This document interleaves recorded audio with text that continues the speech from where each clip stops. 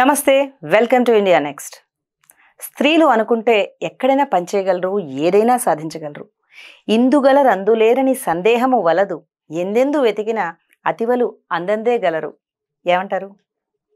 ఓవైపు ఇంటి బాధ్యతలు, మరోవైపు వృత్తి బాధ్యతలు. ఈ రెండిటి మధ్య కొట్టుమిట్టాడుతున్న ఓ మహిళ తనకున్న ప్రతిభను ప్రపంచానికి చాటి చెప్పింది. కన్నీళ్లను దిగమింగుకొని ప్రేక్షకులను కడుపుబ్బా నవ్విస్తోంది. ఆవిడే దీపికా మాత్రే. దీపికా మాత్రేది ముంబై. భర్త అనారోగ్యంతో మంచాన పడడంతో కుటుంబ భారం ఆమెపై పడింది.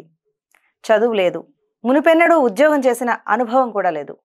దీంతో ఇంట్లో భర్త, 3 పిల్లలను పోషించుకునేందుకు పని మనిషి అవతారం ఎత్తింది. ఆ పని ఒకటే కాదు, పచ్చళ్ళు, కూరగాయలు, లోకల్ ట్రైన్లో జ్యువెలరీ అమ్మడం, ఇలా అనేక పనులు చేస్తూ తన కుటుంబాన్ని పోషించేది. అన్ని పనులు కష్టమైనా కూడా కుటుంబ కష్టాలు తీర్చేందుకు, పిల్లలకు ఎడ్యుకేషన్ అందించేందుకు కష్టమైన అన్ని పనులు చాలా ఓర్పుగా చేసింది. ఇంత పనిలో బిజీగా ఉన్న దీపికకు ఓ టాలెంట్ ఉంది. అదే నలుగురిని నవ్వించడం. ఎన్ని కష్టాలున్నా చుట్టూ ఉన్న నలుగురిని నవ్విస్తూ సరదాగా మాట్లాడేది.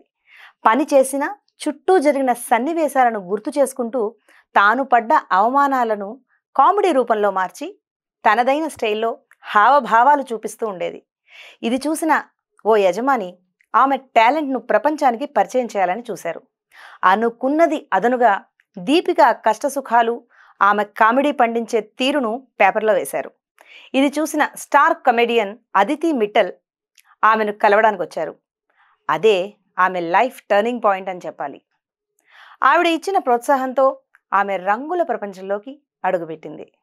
క్రమంగా దీపిక స్టేజ్ షోలపై కమెడియన్ అవతారం ఎత్తింది. కామెడీ ప్రియుల అటెన్షన్ గ్రాప్ చేసింది. దీంతో ఆమె కంటెంట్కు ఫ్యాన్స్ పెరిగిపోయారు. వారెవ్వా అంటూ చప్పట్లు కొట్టారు. దీంతో ఆమె పేరు మారుమోగిపోయింది. బ్యాడ్ గర్ల్స్ లాంటి ఒక ప్రముఖ వెబ్ సిరీస్లో అలాంటి ప్రాజెక్ట్స్లో పనిచేసే అవకాశం వచ్చింది. సోషల్ ఇన్సిడెంట్స్ను హాస్యంలో కలిపి ధైర్యంగా వేదికలపై మాట్లాడేది మన దీపిక. దీంతో వినోదమే కాదు, దీపిక మాటలు ప్రజలను ఆలోచింపచేసేవి.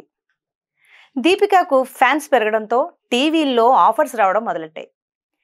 పేరు, డబ్బు రావడంతో ఫ్యామిలీని కూడా ఆర్థికంగా చక్కబెట్టుకుంది. Smile is my super power అంటూ నమ్మకంగా చెప్తుంది దీపిక. జీవితంలో ఎన్నో ఒడిదుడుకులను ఎదుర్కొని జీవితాన్ని సంపూర్ణంగా అనుభవిస్తోంది ఆవిడ.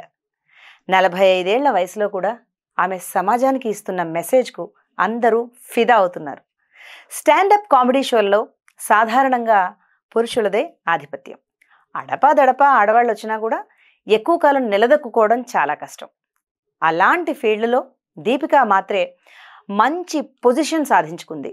నిరాశతో బాధపడే వారికి దీపిక జీవితమే గొప్ప ఉదాహరణ అని చెప్పడంలో ఎలాంటి సందేహం లేదు. మీరేమంటారు? మీ చుట్టుపక్కల కూడా ఎవరైనా దీపికా మాత్రే లాంటి మహిళా మణులు ఉన్నారా? తప్పకుండా కామెంట్స్లో తెలియజేయండి. Thank you.